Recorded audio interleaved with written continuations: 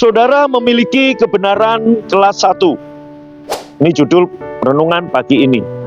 2 Korintus 5 ayat 21, Dia yang tidak mengenal dosa telah dibuatnya menjadi dosa karena kita, supaya dalam Dia kita menjadi kebenaran Bapa dalam Yesus.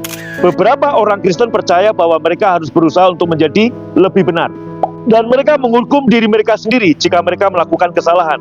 Mereka tidak menyadari bahwa dengan melakukan hal-hal seperti ini, mereka tidak sedang mencari kebenaran Allah, tetapi mereka sedang berusaha membangun kebenaran mereka sendiri dengan mematuhi hukum Taurat dan bertingkah laku benar. Kebenaran bukan tentang tingkah laku benar.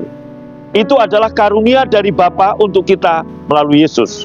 Dan karena itu adalah karunia, kita tidak memperolehnya dengan memenuhi atau mematuhi hukum Taurat dan bertingkah laku benar. Kita hanya menerimanya. Bagaimana kita menerima ini? Kita menerimanya melalui pengorbanan Yesus di kayu salib. Bapa membuat Yesus yang tidak berbuat dosa, dibuatnya menjadi dosa karena kita, supaya kita dibenarkan di dalam Dia. Jadi hari ini kita dibenarkan Bapa dalam Kristus. Kita dibenarkan sama dengan Yesus yang benar. Beberapa dari kita mengira bahwa dalam tubuh Kristus ada beberapa kelas kebenaran yang berbeda. Seperti saat duduk dalam pesawat terbang, mereka mengira bahwa beberapa dari kita memiliki kebenaran kelas ekonomi, yang lain memiliki kebenaran kelas bisnis, dan hanya sedikit yang terpilih memiliki kebenaran kelas 1. Itu tidak masuk akal.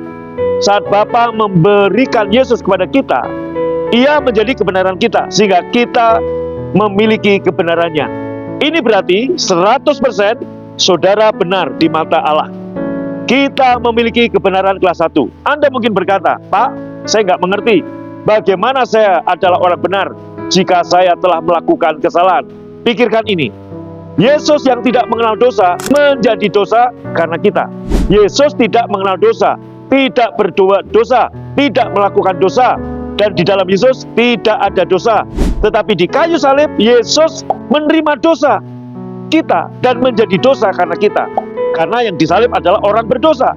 Yesus orang menjadi berdosa di kayu salib. Dosa siapa? Bukan dosa Dia, dosa kita semua.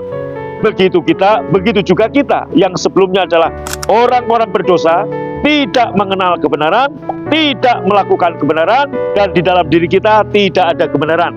Tetapi di kayu salib kita menerima kebenarannya dan dibenarkan dalam Kristus Yesus. Di kayu salib pertukaran ilahi terjadi.